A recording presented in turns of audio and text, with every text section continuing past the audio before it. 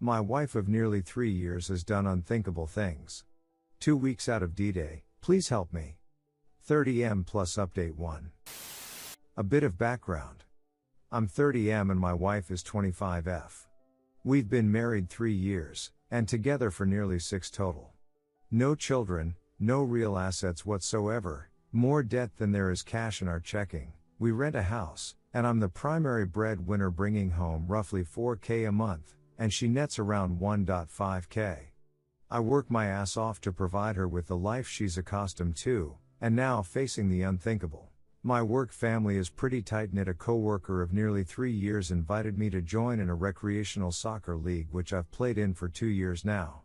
My wife would attend every soccer game of mine, which I thought was a show of support for me, but in the back of my mind, I thought she just went for the alcohol that went hand in hand with it.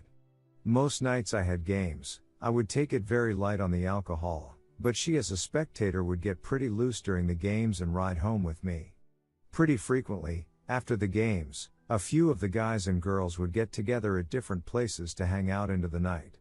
A few of the times, we all came back to my place, or we'd go to a bar, pizza joint, etc. Well, a couple of weeks ago, a group of them were going to get together at one of the guys' houses a city away from me. I told them all after the game that I apologized, we wouldn't be going, I'd work early the next morning.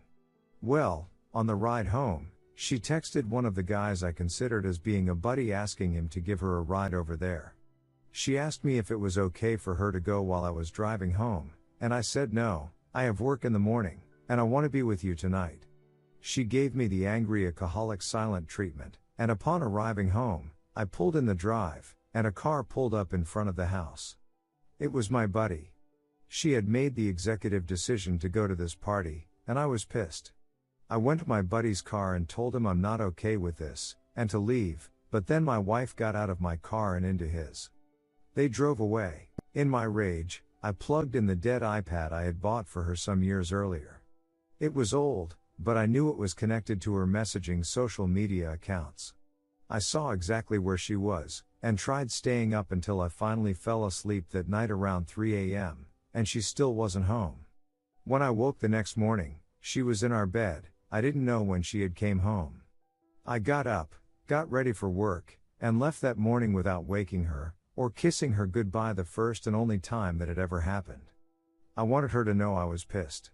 Well, before I left for work, I grabbed the iPad and threw it in my briefcase. I got to work that day, and after a meeting and a few phone calls, I pull out the iPad, and see it light up with a notification from a messaging app, Buddy is typing.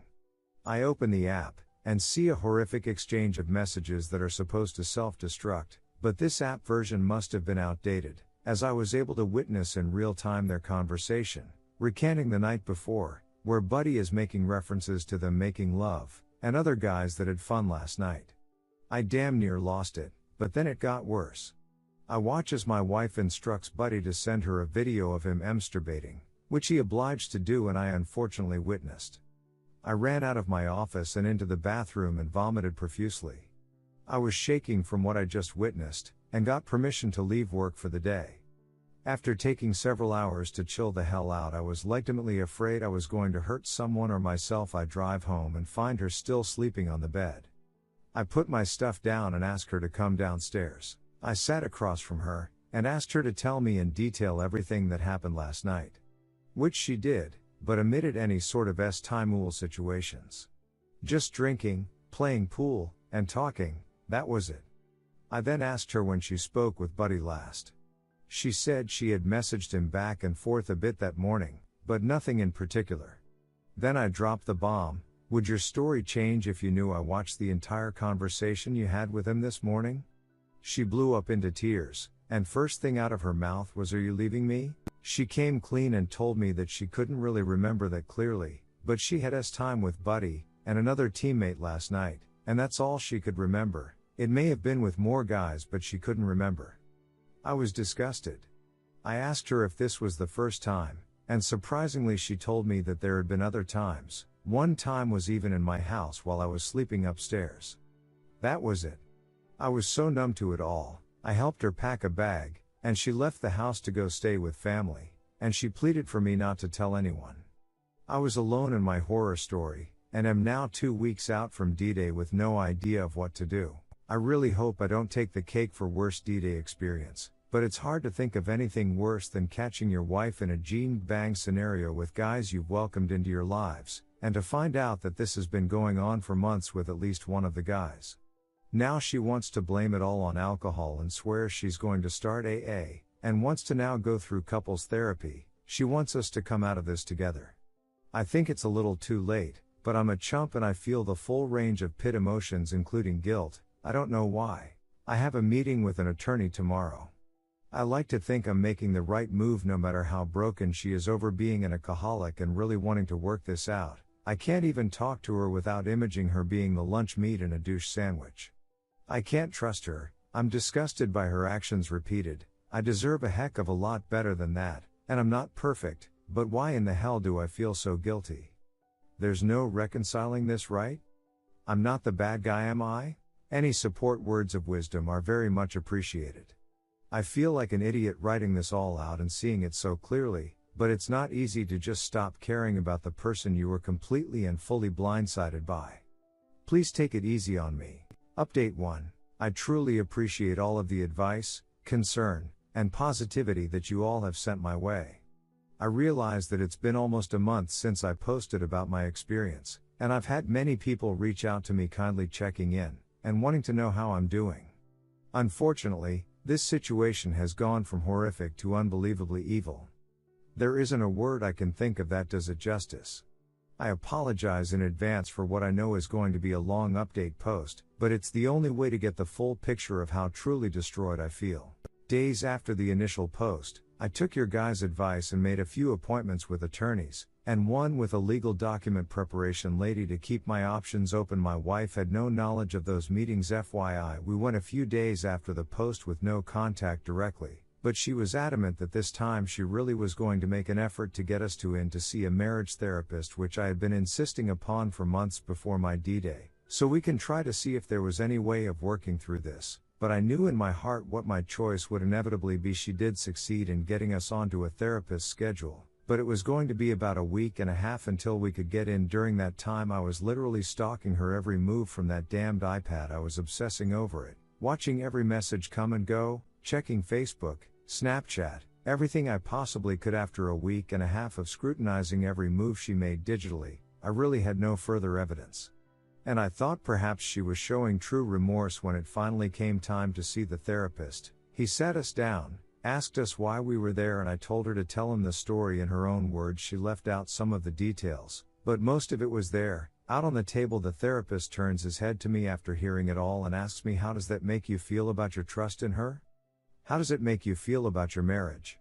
I just shook my head in disbelief and shock, and instead of answering his question, I replied, "If I don't say it out loud right now, I'm afraid I never will. There's no coming back from this for me. This marriage is over. The vows were broken, my trust is shattered, and I think the only thing left to do is to get a divorce." My gut wrenched, and she completely blew up into hysterical crying. I continued, "I don't know what can be salvaged from this relationship, but the marriage is over. I meant what I said on the altar, and I'm not being true to myself if I don't recognize this as being broken, unfixable." At that point, I felt a slight sense of relief, having stated it out loud, in front of her, and a neutral party, that I was done. The remainder of the therapist appointment was spent on him explaining to her why my feelings and my decision were completely rational given the situation, and calming her down. It actually couldn't have gone better in my opinion. He insisted upon seeing us not as a couple, but separately, to see if he could help us as individuals first, and maybe on the horizon, perhaps years from now, bring us together for discussion of reconciliation. I'll say it right now so you don't have to worry. At this point I don't have even the slightest intention of ever considering reconciliation, but at least in the meantime, the individual therapy might actually do me some good. Now, before I continue, I knew at this point I was about to embark upon a legal journey, which if not amicable, could be disgustingly ugly, and financially devastating to me, the breadwinner in a no-fault state. I've written all of this legal process out, but I'm omitting until things are locked in. Too risky to post online at the moment. The overarching point of the legal process is that I have to keep things amicable right now. Let's fast forward roughly a week and a half. By now, we've both had at least one individual therapy session each, and her narrative to her entire family is that we're ending the marriage because of the breaking of vows, but we're both trying to heal ourselves right now. She's still staying with family, and I continue my obsession with constantly searching her digital presence for any sign that she was continuing her disgusting habits as many of you had suggested she would. Not saying it's your fault, I would have been searching anyway. It wasn't until one night last week that I realized there was a place I hadn't ever checked the App Store. I went to the app download history of the iCloud account, and saw that almost 2 weeks prior to that evening, she had downloaded a secret texting app onto her phone. My gut wrenched. I realized in one foul swoop that this entire time, she's gone out of her way to hide some sort of messaging from me, knowing I had her iPad which she insisted upon me keeping so I can begin to trust her again, but I really think to this day that she didn't realize that an app downloaded on one iCloud device can be seen in the history from any iCloud connected device. I needed to know what the communications were within that app. I wasn't even in control of my body thinking back to those moments. I downloaded the app onto her iPad, tried a few of her most common login combos, and Viola. The truth. She not only had been messaging Buddy on this app since after our first therapy appointment together, but they had been continuing to have time with one another, during times in which she knew I'd be out of the area. I puked. I cried. It was 3 a.m. on a weeknight. I went into the restroom and started grabbing all the prescription strength medications I could find.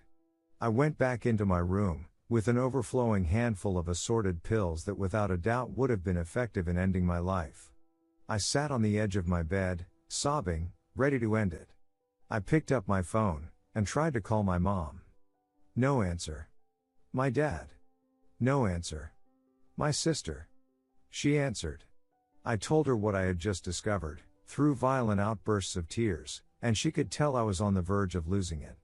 She didn't know I had the pills in my hand, but she did insist keeping me on the phone, albeit, in the middle of the night, until I had calmed down. It took about an hour, but I was finally numb again, and after hanging up the phone, I went back into the bathroom and poured the pills back into one of the bottles, washed my hands, then returned to bed to try to get at least a couple of hours of sleep that never came. As hours passed, I realized that I needed to go to work. I couldn't stand to be in that house, or that moment any longer. As I got dressed, I threw the bottle of pills into my briefcase along with the iPad, both of which, upon arrival to my office, I promptly gave to my most trusted coworker and asked him to lock up in his desk and not return them to me no matter what, no questions asked. He obliged, and gave me an understanding pat on the shoulder as I walked away. So now I've done it. I got what I was asking for, what I had been searching for, undeniable proof that not only is my wife a cheater, but she's also a cold-blooded liar. I struggled for days on end, trying to decide what to do with the information I had discovered. On one hand, I wanted so badly to call her out to every possible family member, friend, or acquaintance and let the whole world know what she truly is, what she had done and was continuing to do, but I couldn't. I already have the process underway for ending the marriage, but there's still a time window where she could choose to get nasty and costly. As days went by, and more texts, calls, and attempts to communicate with me went unanswered, she finally went out of her way to stop by and check on me. I about lost my essence. During the encounter, I was purposefully very vague and seemingly indifferent to her. I didn't know exactly what to do. It wasn't until she lost her temper and started yelling at me for acting weird that I gave her a chance and asked her point blank, "Have you had any contact with Buddy whatsoever since that night?" Her response? "No. I blocked him on everything." I asked again, "Are you sure about that?" She adamantly proclaimed that she hadn't, and that he was gross and she would never do that to me, she could never do that to me. Then I dropped the bomb. "So what about this app, and what about this video I took on my phone of that app, showing the conversations you two have been having this whole time, the pictures you've sent one another, the plans you've made to sneak around based on my daily schedule?" She collapsed onto the ground, sobbing, crying, begging me for what I don't know. I kept my tone indifferent. "So here's what's going to happen. I'm not going to tell anyone about this, and in exchange, You're not going to fight me at all about anything in the divorce process. I'm going to be fair, even though I shouldn't have to be, but you're going to be served with the divorce papers, and then do nothing with them, otherwise people will have to know about this situation and why it is that I'm being so unreasonable. Your choice. She left, and 2 days later, she was served.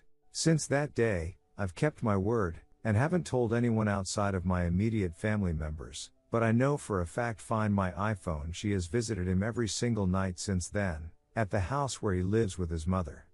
Her family thinks she's going to Alcoholics Anonymous meetings every single night, but my screenshots of her location during the meetings prove otherwise. Seriously, why the FFFF hasn't she changed her iCloud PW? I don't know why I keep compiling the evidence, but I do. I struggle right now with the anxiety of waiting for this period of time to pass until her right to fight me in court has passed, all the while, knowing her family thinks she's on the right path when that couldn't be further from the truth. In fact, she's lying to every single one of them. What hurts me the most right now is the injustice of it all. She gets to be around people her family and act like everything is on the up and up every day, and run off each night to have time with him, then sneak home in the middle of the night to keep up appearances. All the while, I go to work each day, head home to an empty, mentally haunting house, and experience how it truly feels to be alone in every sense of the word. I'm past the feelings of ever considering self-harm, but these are dark days nonetheless. I'm taking everything hour by hour, day by day, until the day comes that I have the reassurance of knowing I'll make it out of this hell without my finances being destroyed, and officially able to completely leave her in the dust. What I'll do from there, I truly do not yet know. I'm just trying to survive until that moment comes. Thank you all for reading, and for your concern, advice, wisdom, and the courage you've given me. My one outlet in a time of nothing but feeling completely shut out by the world. I may not know a single thing about you, but I trust you more than I trust my wife without a shadow of a doubt. Thank you. To be continued.